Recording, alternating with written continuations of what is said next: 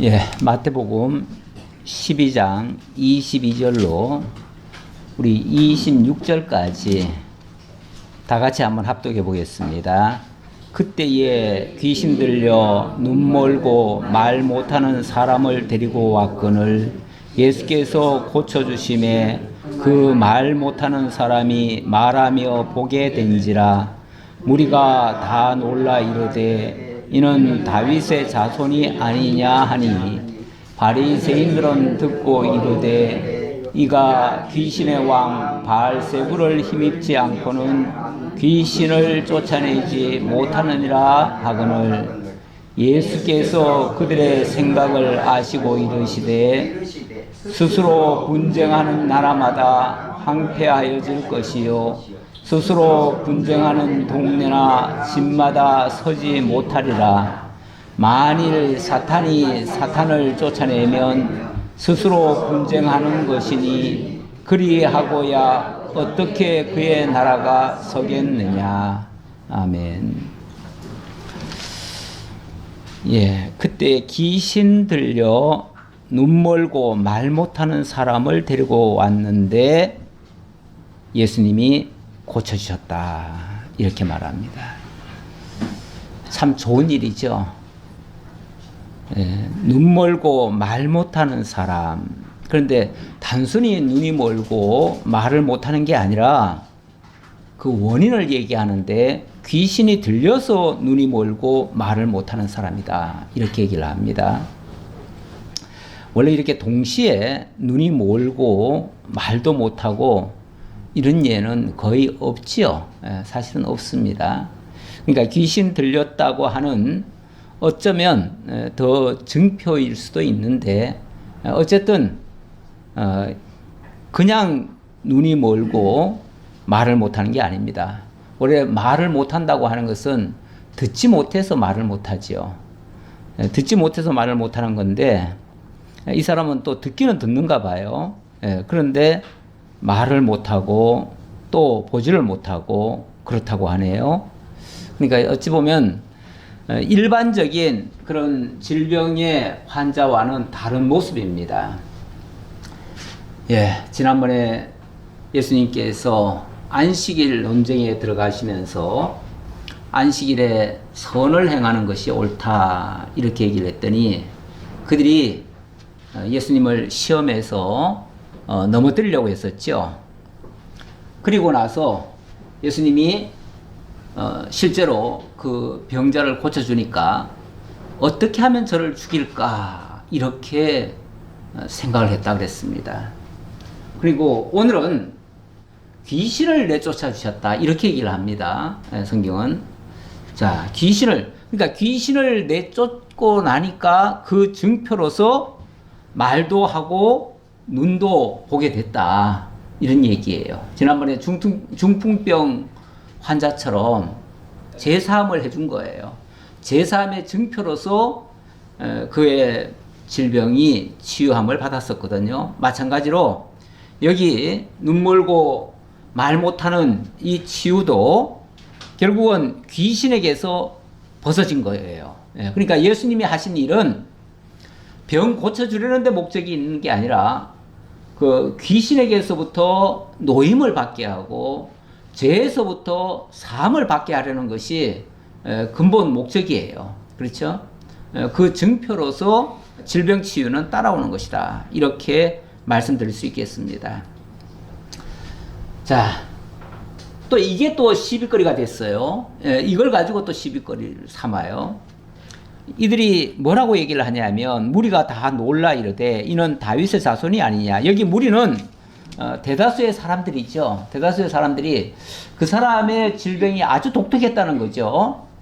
앞을 보지 못하는 데다가 말도 못하고 이러니까 굉장히 답답했었고 보통 일반적인 말 못하는 정도의 사람이 아니었거든요. 일반적인 소경이 아니었거든요. 그러니까 이 사람이 예수님 어떤 말씀 한마디에 깨끗이 치유되는 것을 보고 너무 놀래가지고 와, 이분이 진짜 하나님의 보내신 자, 그 메시아, 여기 다윗의 자손이라고 하는 것은 이분이 진짜 메시아 아니냐 이 얘기예요. 그랬더니 바리새인들은 앞에서도 이미 예수를 어떻게 하면 죽일까 이렇게 지금 연구하는 사람들 아닙니까? 아니 그들이 사람들이 자기네들이 죽이려고 하는 그 예수를 메시아로 받아들이면 어떻게 해요? 안 되죠. 그걸 막아야죠. 있을 수가 없는 일이죠. 용납할 수 없는 일이죠.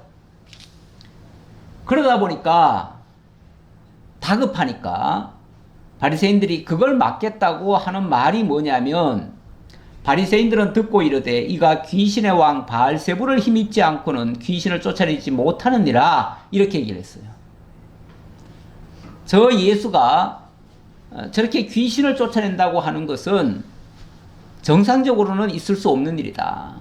그러니 저건 틀림없이 귀신의 왕 바알세불을 힘입어서 한 일이다. 쉽게 말하면 귀신 장난이다. 귀신이 귀신을 쫓아낸 거다. 귀신의 왕 바알세불이라고 했는데요. 이 바알세불이 어떤 존재인가를 먼저 성경에서 살펴보고 넘어가는 게 좋겠어서 11개 하나를 하나 가져왔습니다. 이거는 아시아 왕이 병이 들어가지고 에그론의 신 바알세불에게 가서 이 병이 낫겠나 하고 물어보라고 사람을 보냈어요. 그랬더니 그 당시에 선지자가 누구냐면 엘리야였습니다. 엘리야. 여호와의 사자가 엘리야에게 바로 연락을 하신 거예요. 너는 일어나 올라가서 사마리아 왕의 사자를 만나 그에게 이르기를 이스라엘에 하나님이 없어서 너희가 에그론의 신 바알세불에게 물으러 가느냐? 이스라엘에 신이 없어가지고 이스라엘에 하나님이 없어가지고 너희들이 에그론의 신, 에그론은 저 블레셋 땅이거든요. 블레셋 땅에 있는 신, 그 신의 이름이 바알세불입니다. 물론 지금 방금 얘기한 바알세불과 여기 바알세불은 뭐 글자 한자 차이는 있지요. 그러나 원어상으로는 같습니다. 결국 이 신을 얘기하는 거예요. 이 신이 일종의 에그론의 신이라고도 하고 또 파리대왕이라고도 합니다. 일반적으로는 우리가 파리대왕으로 그렇게 알고 있어요. 모양새는 파리같이 생겼어요. 여러분 파리 보셨나요? 다 보셨죠? 근데 하도 작으니까 주의 깊게 안 봤지만은 그걸 자세히 보면요 굉장히 흉측하게 생겼습니다. 굉장히 흉측해요. 그런데 그 신의 모양이 그렇게 생겼다는 거죠. 근데 그 신이 바로 귀신의 왕이라는 뜻이래요. 그래가지고 그 신이 귀신들을 조종하고 귀신들을 제어를 하면서 자기의 어떤 그 권력을 높이고 이렇게 하는 모양인데, 그래서 원래 무속 쪽에서는요 사실은 귀신을 신으로 떠받듭니다. 그렇죠? 그 귀신을 달래주고 그 귀신에게 잘해줌으로써 그 귀신이 뭔가를 문제를 해결해주는 그런 하나의 그들 나름대로의 그런 신학이 있습니다. 그러니까 귀신을 잘 섬김으로써 귀신에게 도움을 받는 거죠. 일종의 그런 식으로 이해를 하고 얘기를 했다 그 말이에요. 그런데 열왕기에서는 이 아시아 왕에게 엘리야가 가가지고 하는 말이 여호와의 말씀이 네가 올라간 침상에서 내려오지 못할지라 네가 반드시 죽으리라 이렇게 가서 전해줬어요. 결국 귀신의 왕 바알세불에게 물어가지고 좋은 결과가 나오리라고는 상상하기 어렵죠. 사실은 우리가 어떤 문제를 해결하겠다고 무속인에게 가서 빌면은 그 무속인이 뭔가 답을 주는 것 같기는 해요. 그런데 그 답을 가지고 문제가 해결되느냐? 해결되는 게 아니고 그 답이 결국은 그를 망하게 하는 그런 쪽으로 끌고 갈 수가 있어요. 결과는 안 좋아요. 만약에 진짜 귀신의 왕 바알세불을 힘입어서 뭔가를 의지했다고 하면 그 결과는 틀림없이 안 좋아요. 안 좋은데 우리 주님이 하신 거야. 당연히 그거 아니죠. 아닌데 그런 식으로 쉽게 말하면은 백성들이 예수를 메시아로 영접하는 걸 막고자 해서 이걸 악수를 뜬다 그랬죠. 악수. 최악의 수를 쓴 거예요. 예수 맞겠다고 예수께서 하신 일을 귀신이 하는 거다. 이렇게 말을 했다 그 말이에요. 근데 이게 말이 안 되는 게 예수님이 이제 그 말씀을 하시죠. 자, 예수께서 그들의 생각을 아시고 이르시되 스스로 분쟁하는 나라마다 황폐하여질 것이요 스스로 분쟁하는 동네나 집마다 서지 못하리라. 그렇죠. 서로 싸우면 그 결과는 어떻게 되겠어요? 함께 망하는 거죠. 귀신을 내쫓아 버리면 그러면 귀신이 온전하겠어요? 그 귀신의 나라가 온전하겠어요? 그건 말이 안 되잖아요. 일단 말이 안 되지만 그들은 억지로라도 그렇게 말을 해요. 원래 남을 미혹하거나 속이려 드는 자는요, 말이 돼서 하는 게 아닙니다. 말이 돼서 하는 게 아니라 억지라도 쓰면은 속을 수도 있어요. 당할 수도 있고요. 그러니까 억지를 쓰는 거예요. 세상의 사기꾼들 말을요, 조금만 깊이 있게 새겨서 들으면요, 말이 안 된다는 걸 알 거예요. 그런데 언뜻 들으면은 그럴듯해요. 그렇죠? 언뜻 들으면 그러니까 밑도 끝도 없이 들으면은 그런가 해요. 그런데 그래서 정신을 바짝 차려야죠. 무슨 얘기를 하면 그게 전후를 알고 그 맥락을 좀 이해를 하고 정말 말이 되는지 안 되는지 살펴가면서 받아들여야 되는데, 보통 사기꾼들은 대부분 보면 막 급하게 얘기를 해요. 뭐 생각할 겨를을 안 줘요. 그리고 무조건 밀어붙여 버려요. 막 강변을 해버려요. 그러면은 그가 만약에 별 볼 없는 사람 같으면은요, 그 말을 무시할 거예요. 니가 저게 뭘 안다고 그래, 이러고 무시할 수 있는데, 이 바리새인들은 소위 말해서 그 당시에 이스라엘의 선생들 아닙니까? 율법 학자들이에요. 제대로 배운 사람들이에요. 소위 말해서 모든 사람들로부터 존경을 받던 모든 사람들의 선생들이에요. 선생들이 그렇게 말을 하니까 그게 말이 되든 안 되든 선생들이 저렇게 말을 하면 그 말이 맞겠지? 그리고 따라가는 사람도 많아요. 그래서 이제 예수님께서 그게 얼마나 말이 안 되는 얘기인가를 논리적으로 설명을 하시는 거죠. 만약에 귀신이 귀신을 내쫓았다면 스스로 분쟁하는 건데, 그래가지고 되겠느냐 그 말이죠. 그건 말이 안 되는 얘기죠, 일단은. 자, 그러면서 만일 사탄이 사탄을 쫓아내면 스스로 분쟁하는 것이니 그리하고야 어떻게 그의 나라가 서겠느냐. 또 내가 바알세불을 힘입어 귀신을 쫓아내는 것이라면 그 말이죠. 너희의 아들들은 누구를 힘입어 쫓아내느냐. 그러므로 그들이 너희의 재판관이 되리라. 이 바리새인들도 일종의 이스라엘의 선생들 아닙니까? 선생들이면 그동안 자기들 나름대로 성경을 가르치고 성경에서 하나님의 역사를 소개했을 거예요. 틀림없이. 그러면서 우리가 하나님을 잘 믿으면 소위 말해서 마귀가 떠나가고 우리는 하나님의 종이 된다. 마귀의 종에서 벗어나 하나님의 종이 될 수 있다. 그러면 하나님께서 모든 문제를 다 해결해 주신다. 틀림없이 자기네들도 그렇게 얘기했을 거예요. 그렇죠? 그러면 그동안 자기네들이 마귀를 쫓아내는 것은 하나님의 권능으로 쫓아내는 거다라고 자기네들 입으로 얘기를 했을 거라고요. 틀림없이. 그래 놓고 지금 예수 맞겠다고 자기들이 그동안 가르쳤던 그 진리를 다 무너뜨려 가면서까지 무리수를 뜨는 거예요. 그렇죠? 억지를 쓰는 거예요. 한마디로 억지를 쓰는 거예요.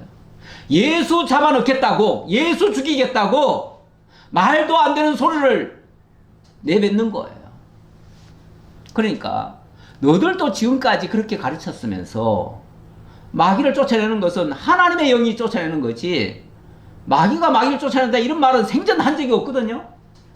그런데 다급하니까 그렇게 말을 했다 그 말이에요. 그렇다면 너들이 지금까지 가르친 너들 나름대로의 진리 체계가 결국은 너희들의 그 입을 지금 하고 있는 그 말을 정죄하리라. 그러면 지금까지 너희들이 한 말이 결국은 너희를 재판하는 꼴이 되지 않겠느냐 그 말이죠. 자기 말에 이런 걸 뭐라고 그러냐면 자가당착이라고 그래요. 자기 말에 자기가 걸려 넘어지는 거예요.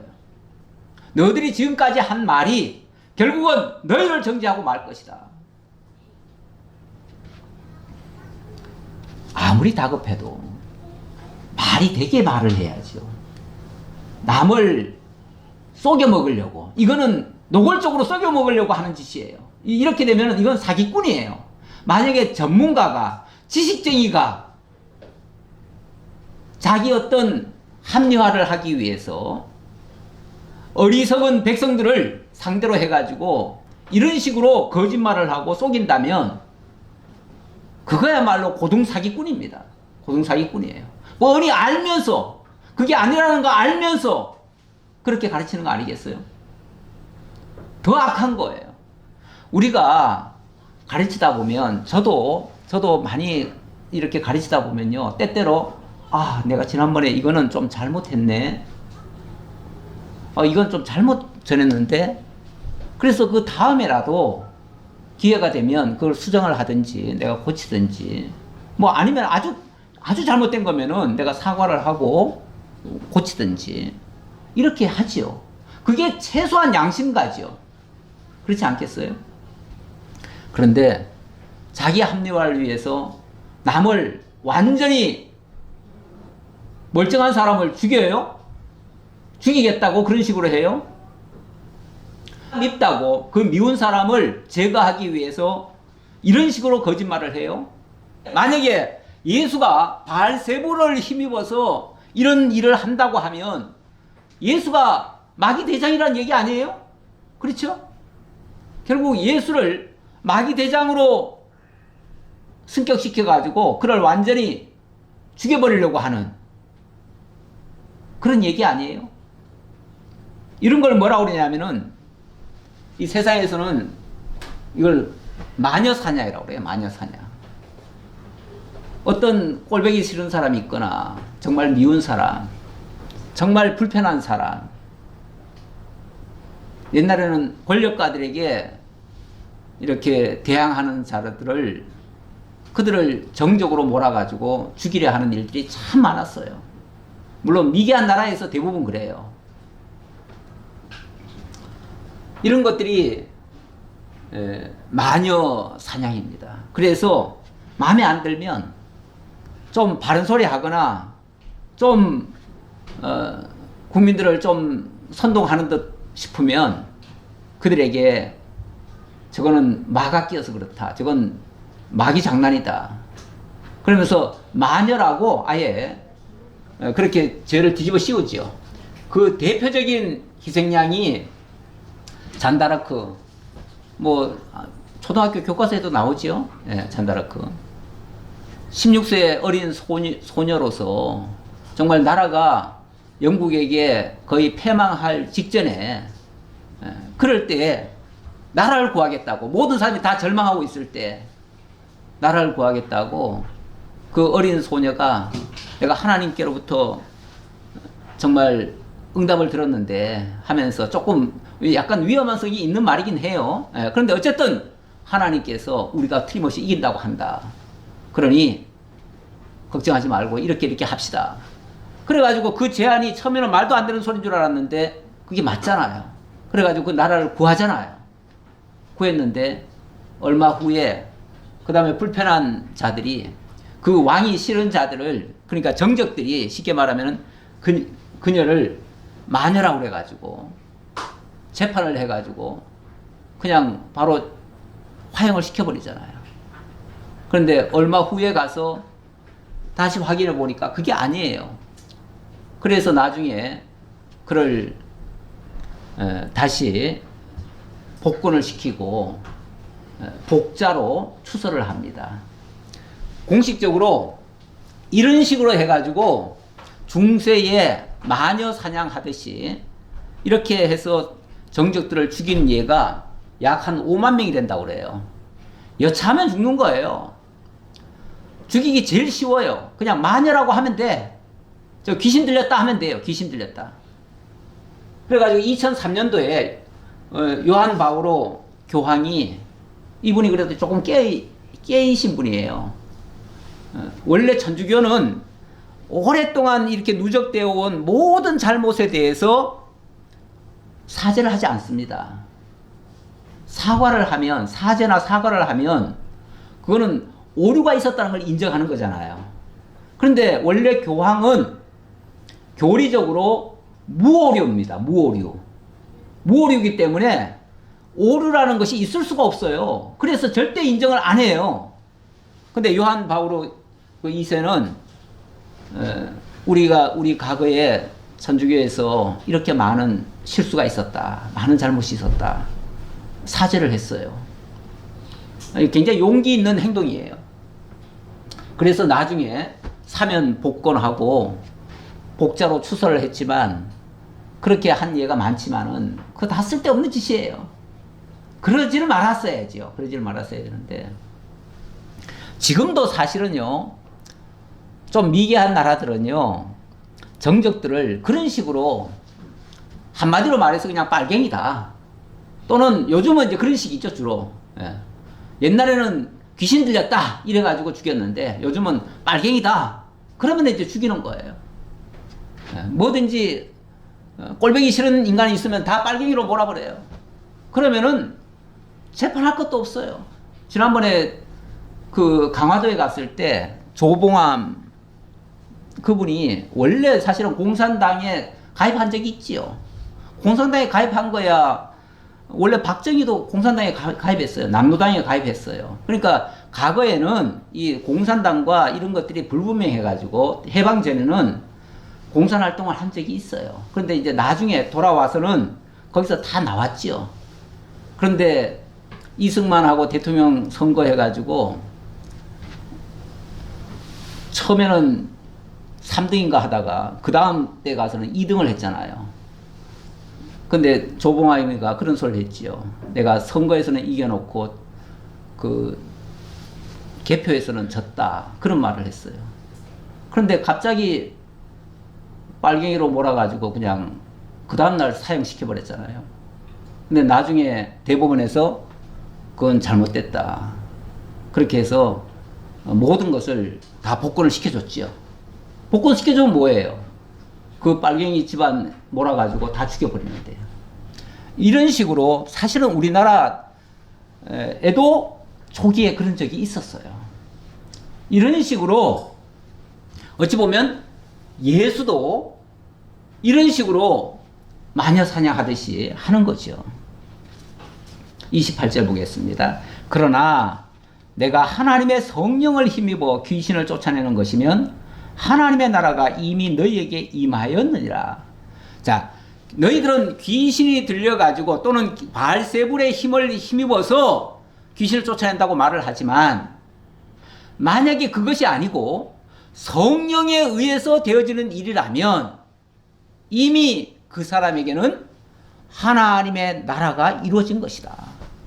그렇죠? 하나님의 성령이 그를 지배하고 귀신을 내쫓고 성령이 그를 다스리면 이미 그 귀신 들렸던 자에게는 귀신은 쫓겨나갔으니까 하나님의 나라가 임한 것이다. 하나님의 나라라고 하는 것은 하나님의 통치가 있는 곳을 얘기하는 거거든요. 거기가 지역이든 어떤 장소든 또는 어떤 사람에게서든 하나님의 역사가 있고 하나님의 통치가 이루어지면 이미 하나님의 나라는 이루어진 겁니다. 그러나 하나님의 말씀이 있을 곳을 찾지 못하고 하나님의 능력이 있을 곳을 찾지 못하는 자라면은 그는 아직 하나님의 나라에 참여한 게 아니죠. 예. 이제 그런 의미로 이해하시면 되겠습니다. 그러면서 사람이 먼저 강한 자를 결박하지 않고서야 어떻게 그 강한 자의 집에 들어가서 세간을 강탈하겠느냐. 결박한 후에야 그 집을 강탈하리라. 예. 그들에게서 귀신 들린 것을 지금 해결한 거 아니에요? 예수님이 해결했는데, 그걸 해결했다는 것은 그 강한 자를 결박하고 나서 그 문제를 해결한 거 아니냐. 다시 말하면 그에게 있던 그 귀신을 예수님께서 이미 제거하고 거기에 정말 하나님의 나라가 임하도록 했기 때문에 이 역사가 일어난 거다, 그 말이죠. 그러면서 그 다음 말씀은 30절로부터 성령, 자, 조금 전에 성령이 다스리는 사람이라면 이미 하나님의 나라가 이루어졌다라고 했는데, 그렇게 성령이 임한 것을 인정하지 아니하고 그것을 만약에 거부하거나 회방한다면 그것은 용납하기 어렵다, 용서받기 어렵다, 일종의 성령 해방죄가 되는 거죠. 그래서 성령을 거역하면 죄사함이 없을 것이다 라고 하시는 말씀이 되겠습니다. 30절입니다. 나와 함께 아니하는 자는 나를 반대하는 자요, 나와 함께 모으지 아니하는 자는 해치는 자니라. 그러므로 내가 너희에게 이르노니 사람에 대한 모든 죄와 모독은 사심을 얻되 성령을 모독하는 것은 사심을 얻지 못하겠고, 또 누구든지 말로 인자를 거역하면 사심을 얻되 누구든지 말로 성령을 거역하면 이 세상과 오는 세상에서도 사심을 얻지 못하리라. 자, 여기 좀 특별한 말씀을 하시네요. 무슨 말씀을 하셨냐면, 사람에 대한 모든 죄와 모독은 사심을 얻을 수 있다. 자, 우리는 이 세상에 살아가면서 날마다 어쩌면 날마다 실수를 하고 삽니다. 나도 모르게, 또는 어떨 때는 아는 것 같으면서도 우리가 남을 모독하거나 남을 욕하거나 비판하거나 정죄하거나 이런 일을 합니다. 이거 안 하고 사는 사람 없습니다. 없어요. 만약에 그렇게 했기 때문에 너는 용서받을 수 없다 하면 그 사람은요, 그런 식이면은 아무도 용서받을 자 없습니다. 근데 예수님이 뭐라고 그러시냐면, 사람에 대해서 그런 식으로 한 모든 일은 사심을 받을 수 있다, 이렇게 얘기를 해요. 쉽게 말하면 우리가 용서받을 수 있는 길이 다 열려 있어요. 그런데 한 가지 용서받을 수 없는 일도 있어요. 그건 뭐냐면 성령을 모독하는 것은 사심을 얻지 못할 것이다. 심지어 인자를 거역하면 사심을 얻되 성령을 거역하면 이 세상과 오는 세상에서도 사심을 얻지 못한다. 가끔 사람들이 그런 얘기를 해요. 이 땅에서는 참 우리가 불행하게 살았고 정말 힘들게 살았는데 다음 세상에서는 좋은 집안에 태어나가지고 고생하지 말고 살거라 이렇게 말씀하는 경우가 있어요. 다음 세상이 우리에게 기다리고 있나요? 다음 세상이 기다리고는 있지요. 근데 그 세상이 우리가 다시 태어나서 현재와 같이 살 수 있는 그런 세상은 아니죠. 영적인 존재로서 살아갈 수 있는 세상인데 그것은 천국 아니면 지옥이죠. 그건 어찌 보면 심판을 받은 자들에게 주어질 세상인데 거기서는 더 이상의 기회가 사실은 없습니다. 이 땅이 어쩌면 우리에게 주어진 유일한 기회고 유일한 삶입니다. 우리가 용서받을 수 있는 것도 이 땅에서 용서받는 거지 거기 가서 용서받겠다는 것은 이미 늦습니다. 그래서 이 땅에 있는 동안에 사실은 잘해야 되는데 뭘 어떻게 하는 것이 잘하는 건가? 우리 성령께서 우리를 거듭나게 해주었는데 그것마저 무의로 돌린다면 그거는 말이 안 되죠. 제가 한 예를 가져왔어요. 누가복음 22장에 보면 베드로에게 하시는 예수님의 말씀입니다. 시몬아 시몬아 보라 사탄이 너희를 밀가부르듯 하려고 요구하였으나 이 땅에 사는 모든 존재들은요, 사탄에게 밀가루듯이 시험을 받습니다. 사탄이 우리를 이 땅에 사는 동안 가만 내버려 두질 않아요.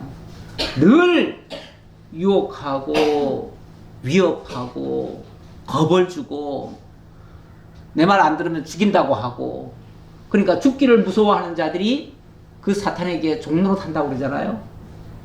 겁박하니까, 내 말 안 들으면 죽인다고 하니까 안 죽으려고 겁을 먹고 그렇게 하는데, 이게 사탄이 밀가루도 타려고 요구를 하는데, 그러나 내가 너를 위하여 내 믿음이 떨어지지 않기를 기도하였노니 너는 돌이킨 후에 내 영제를 붙게 하라. 이 말은 아무리 그 사탄이 너희를 밀가루도 그렇게 까불지만, 까부른다는 말이 이게 옛날에 체질하듯이 이렇게 한다, 그렇게 하지만 내가 너를 붙잡아 주마, 그 말이죠. 내가 너를 붙잡아 주마. 내가 너를 붙잡아 주면, 내 믿음이 떨어지지 않기를 내가 기도하면, 내가 너를 위하여 이렇게 도와주면 너 안 떨어질 수 있고, 너 사실은 이 베드로도 뭐 하죠? 예수를 3번이나 부인하잖아요. 이 뒤에도 그 얘기 나오네요. 네. 부인합니다. 예수님이 내가 너를 떨어지지 않기를 기도하였노니 너는 돌이킨 후에 내 행제를 굳게 하라 그랬는데, 이거는 하나님의 약속의 말씀이죠. 예수님의 약속의 말씀이에요. 그런데 이 베드로가 그 말 듣고 불쾌했는지 어쨌는지 이렇게 반응을 하네요. 그가 말하되 주여 내가 주와 함께 옥에도 죽는 데에도 가기를 각오했나이다. 아, 걱정하지 마세요. 예. 뭐 날 위해서 이렇게 기도해 주신다고요? 걱정하지 마세요. 저 절대 예수님 부인 안 합니다. 예. 예수님과 함께 옥에도 가고요, 죽는 데라도 저는 따라갈 겁니다. 저는 절대 주님, 다른 사람은 다 그럴지라도, 심지어 그 말까지 하죠. 다른 사람은 다 그럴지라도 나는 절대로 주님 배신하지 않을게요. 큰 소리 치죠. 그랬을 때 예수님 뭐라 그럽니까? 베드로야, 내가 너에게 말하노니 오늘 닭 울기 전에 네가 3번 나를 모른다고 부인하리라. 그렇게 큰 소리 쳤지만, 그러나 오늘 밤이 가기 전에, 내일이 오기 전에 너는 나를 3번 부인할 거야. 그러니 인간의 의지가 얼마나 허약한 겁니까? 인간은 결국은 말로지만 예수 부인하고 사는 게 인간이에요. 위협 앞에서 아무리 큰 소리 쳐도 얼마 못 가서 자기 말 맨날 뒤집는 존재가 인간입니다. 이렇게 연약한 줄을 아셔야 돼요. 아셔야지 큰 소리 안 치고 쓸데없는 고집 안 피우고, 그리고 하나님 의지하지요. 우리는 하나님 의지해야만 살고요, 성령께서 우리를 붙들어 주시지 않는다면 우리는 10번이고 100번이고 우리는 예수 부인할 수밖에 없고 타락할 수밖에 없습니다. 그러면은 여기 성령을 모독한다는 이 말은 무슨 의미인가? 이게 이제 문제겠죠. 예. 자, 일단은 모든 죄와 성령 거역, 그러니까 모든 것을 거역해도 제3의 기회는 있는데 성령을 거역하면 용서가 없다 그랬는데, 히브리서 6장에 보니까 한 번 빛을 받고 하늘의 은사를 맛보고 성령에 참여한 바 되고 하나님의 선한 말씀과 내세의 능력을 맛보고도 타락한 자들은 하면서 바로 성령 해방죄가 무슨 죄인지를 설명하는 내용이 나와요. 그리고 26절에, 10장 26절에 보면 우리가 진리를 아는 지식을 받은 후 짐짓 죄를 범한 즉 다시 속지 않은 제사가 없고, 다시 속지 않은 제사가 없다. 그러니까 성령께서 여기 진리를 아는 지식을 받은 후 짐짓죄를 범한다고 하는 것은, 짐짓이라고 하는 죄명이 뭐냐면은 이거는 고의적이고 의도적으로 하는 거 얘기하는 거예요. 우리가 실수로 하거나 힘이 약해서 하거나 뭐 어떻게 하는 거 가지고 얘기하는 게 아니라 고의적으로 예수를 거부하는 거예요. 성령이 분명히 우리에게 하나님의 살아계심을 보여주시고 예수가 그리스도라는 사실을 증명해 주었는데도 불구하고 우리가 예수를 더 이상 나는 안 믿겠다, 안 믿겠다라고 선언을 하고 정말 예수를 거부해요. 그걸 끝까지 거부해요. 물론 말로는 그럴 수가 있어요. 그러나 얼마 후에 다시 돌이키고 이런다면은 일시적인 그 섭섭함에서 그럴 수는 있지만 영영 예수를 안 믿는다면은 그것이 성령 해방죄예요. 그러니까 성령 해방죄라고 해가지고 특별한 무슨 다른 어떤 죄가 있는 게 아니라 성령께서 우리에게 가르쳐 주신 것이 하나님의 살아계심과 예수가 그리스도라는 사실 증명이거든요. 그걸 했음에도 불구하고 예수를 끝까지 믿지 않는 것, 그거를 성령 해방죄라고 말할 수 있어요. 자, 여기 일단 좋은 나무 마저 읽고 설명드릴게요. 나무도 좋고 열매도 좋다 하든지 나무도 좋지 않고 열매도 좋지 않다 하든지 하라. 그 열매로 나무를 아느니라. 독사의 자식들아, 너희는 악하니 어떻게 선한 말을 할 수 있느냐. 이는 마음에 가득한 것을 입으로 말함이라. 우리 예수님 입에서 상당히 독한 말씀이 나왔어요. 독사의 자식들아, 너희는 악하니 어떻게 선한 말을 할 수 있느냐. 그러니까 이 바리새인들의 그 입에서 지금 나오는 말들, 그들은 자기네들 지식적으로는 분명히 귀신을 쫓아내는 것은 하나님의 역사라고 알고 있어요. 그럼에도 불구하고 예수를 제거해야겠다고 하는 그 한 가지 일념에 지금 거짓말로까지 뭘 합니까? 예수를 마귀 대장이라고 지금 얘기하는 거 아닙니까? 그렇지 않다는 것을 뻔히 알면서 어찌 보면 고의적으로, 의도적으로 일부러 속이는 거예요. 일부러 속이는 거예요. 이거야말로 짐짓죄예요. 이거는 하나님이 가르쳐준 것을 억지로 비틀어가지고, 왜? 자기네들의 목적을 달성하려고, 자기네들이 싫은 그 예수를 사람들로 하여금 못 믿게 하려고, 예수가 메시아인데 그 메시아임을 믿지 못하게 하려고. 그런데 자기네들도 조금만 양심이 있다면요, 조금만 양심이 있다면 모든 성경대로 예수님이 오셔가지고 그 성경대로 하시는 거 아니에요? 아니, 성경 밖에서 하는 게 있나요? 다 성경 안에서 하잖아요. 성경에 가르친 대로, 성경의 예언대로 그걸 이루고 있잖아요.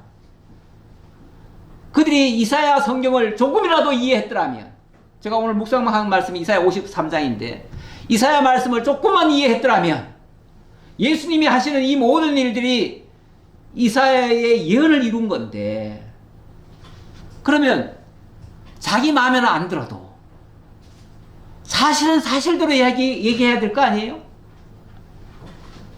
그런데 왜 그렇게 예수를 마귀 대장이라고 몰아붙이죠?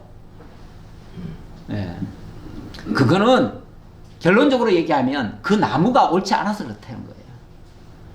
지금 그게 열매거든요. 그들의 열매거든요. 열매인데 만약에 그들이 좋은 나무였다면 그런 열매가 맺을 수가 없다는 거예요.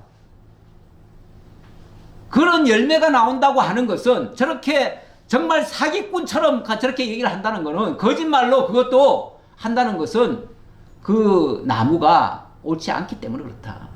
나무가 악하기 때문에 그렇다. 그래서 그렇다면은 그들의 입에서 그렇게 거짓말이 나오고 모함하는 얘기가 나오고 속이는 얘기가 나온다는 것은 그의 아비가 거짓이기 때문에 그렇다. 거짓의 아비가 뭐죠? 마귀예요. 원래 마귀가 사실은 거짓말쟁이입니다. 원래 거짓말쟁이에요. 첫사람 아담에게 와가지고 하와를 꼬이고 아담을 속인 자가 누굽니까? 마귀예요. 그 마귀가 원래부터 거짓말쟁이에요. 목적을 위해서라면 수단 방법 안 가리는 존재들이에요.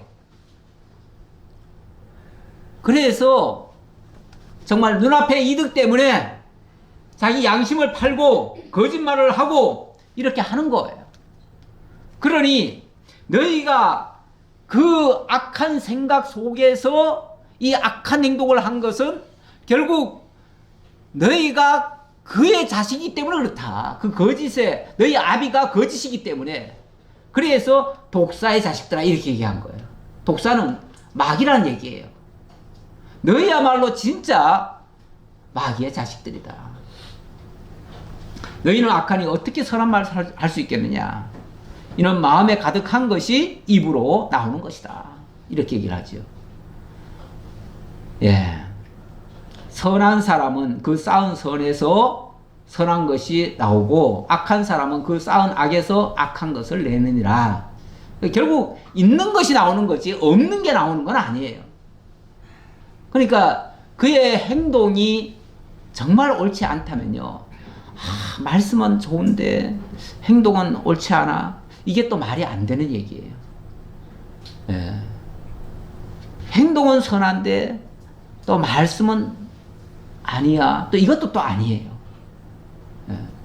둘 다 안 좋기 때문에 안 좋은 게 나오는 거예요. 물론 우리가 실수라는 게 있으니까 잘못이 나오지요. 선한 사람에게서도 잘못이 있을 수가 있지요. 그러나 그런 경우라면 즉시 자기가 잘못한 걸 알아요. 그러면은 뉘우치기라도 하고요. 양심의 가책을 받고요. 예, 사과라도 하고요. 이렇게라도 하지요. 그런데 진짜 그렇게도 못하는 것은요. 양심의 화인을 맞아서 그래요. 그러니까 양심이 굳어버렸어요. 이 죄책감이라고 하는 것도요. 양심이 정말 물을 때 나오는 거지 딱딱하게 굳어버리면은 나올 것도 없어요. 더 이상. 내가 너희에게 말하노니 사람이 무슨 유익한 말을 하든지 심판날에 이에 대하여 신문을 받으리니 내 말로 의롭다함을 받고 내 말로 정죄함을 받으리라. 누가 제3자가 옳다 그러다 할 필요도 없어요. 저 사람 악하니까 저 사람 마귀 자식 아니야 이렇게도 얘기할 거 없어요. 네.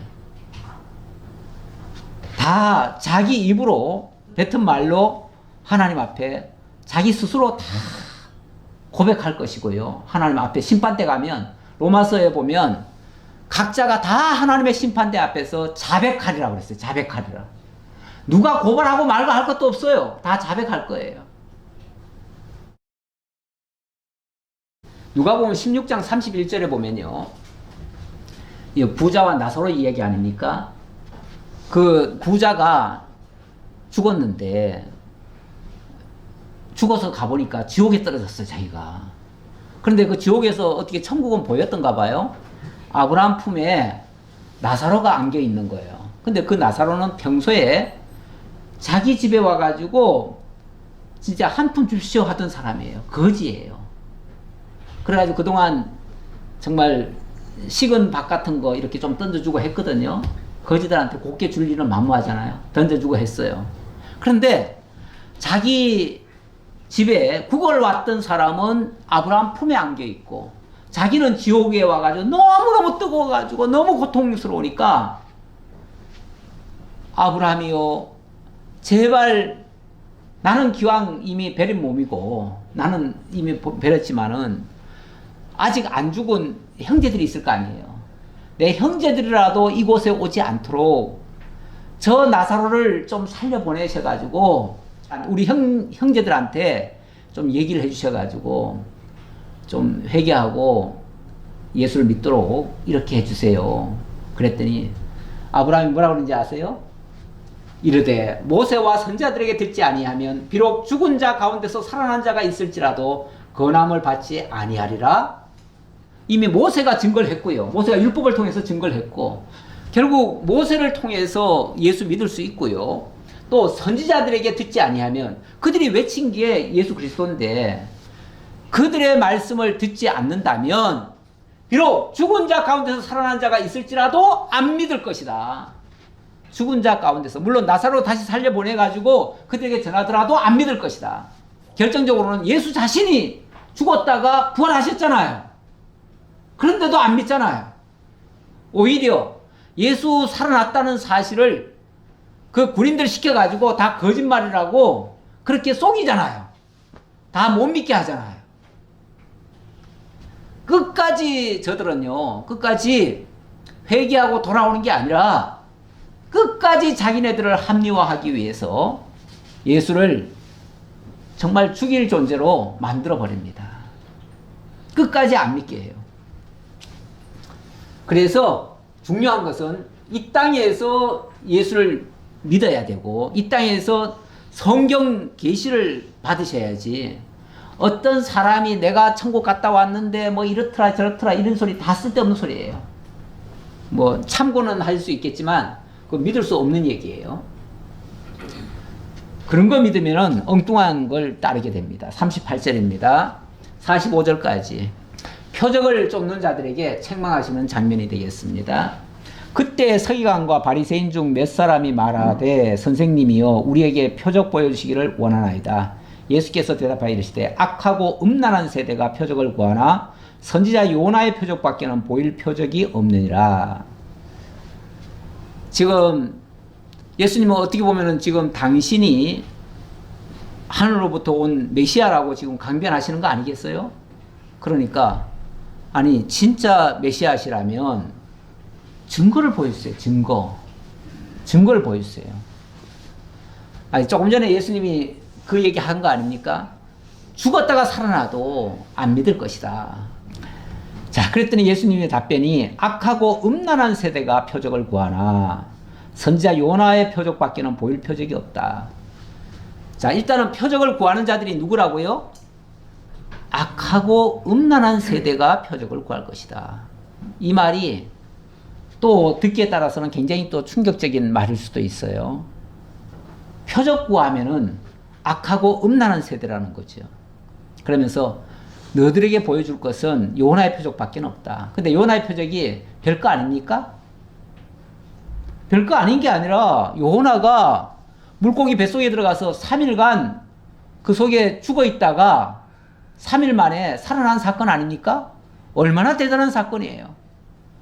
근데 그렇게 해도 너희들은 안 믿을 것이다. 이 얘기예요. 그러니 아니 그렇게 표적을 구한다고 하지만 정작 그런 표적을 보여줘도 안 믿을 거라면 얼마나 악한 겁니까? 다 보여줘도 안 믿으면 얼마나 악하냐고요. 그런데도 또 표적을 보여달라고요? 그러면 믿겠다고 표적을 보여달라는 겁니까? 도저히 안 믿어지니까 보여달라고 하는 겁니까? 안 믿어진다는 얘기 아니에요? 끝내 안 믿겠다는 얘기 아니에요? 그러니까 얼마나 악하고 음란한 세대다. 예, 음란하다는 거는 좀 이따 설명을 다시 한번 드릴게요. 자, 그러면서 요나가 밤낮 사흘 동안 큰 물고기 뱃속에 있었던 것 같이 인자도 밤낮 사흘 동안 땅 속에 있으리라. 심판 때에 니느웨 사람들이 일어나 이 세대 사람을 정죄하리니 이는 그들이 요나의 전도를 듣고 회개하였음이거니와 요나보다 더 큰 이가 여기 있으며 심판 때에 남방 여왕이 일어나 이 세대 사람을 정죄하리니 이는 그가 솔로몬의 지혜로운 말을 들으려고 땅 끝에서 왔음이거니와 솔로몬보다 더 큰 이가 여기 있느니라. 이건 과거에 예를 드는 건데, 예, 이 요나가 처음에는 자기가 마음에 안 들어가지고 니느웨를 안 가려고 했잖아요.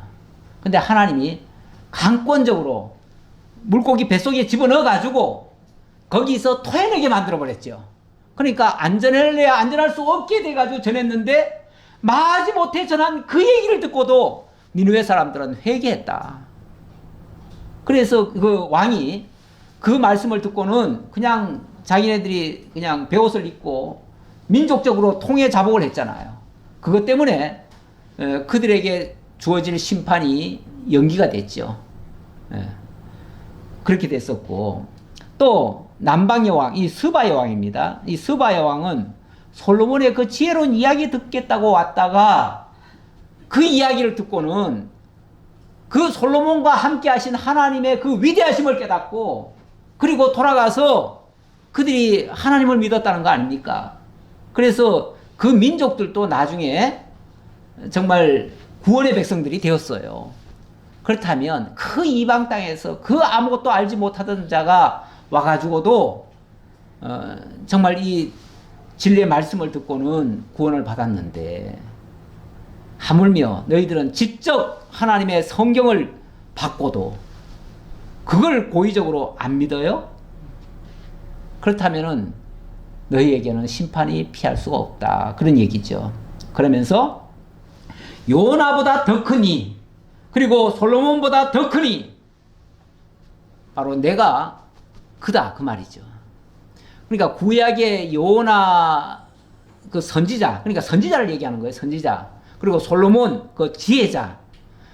그 이 세상에 있는 모든 선지자가 외친 것, 세상의 모든 지혜자가 외친 것보다도 더 크시니는 그 선지자의 예언의 실체이신 거예요. 실체. 그리고 그 지혜의 실체이신 우리 주 예수님이 오셨어요. 직접.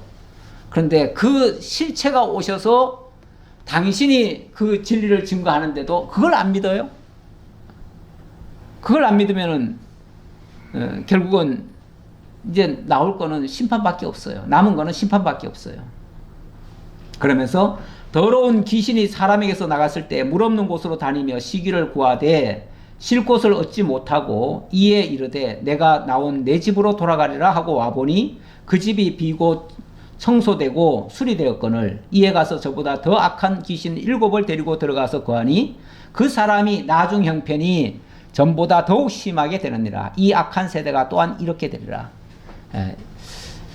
자, 아까 저 히브리서 말씀에 한번 비침을 얻고 뭐 진리를 아는 지식을 그 받은 후에 하나님을 떠나면은 정말 그 진집 죄를 보면은 용서받을 길이 없다 그랬는데, 어찌 보면 우리가 하나님을 믿는다, 예수를 믿는다 하는 것은요, 지금 여기는 물론 하나님을 믿는 걸 얘기하는 거예요.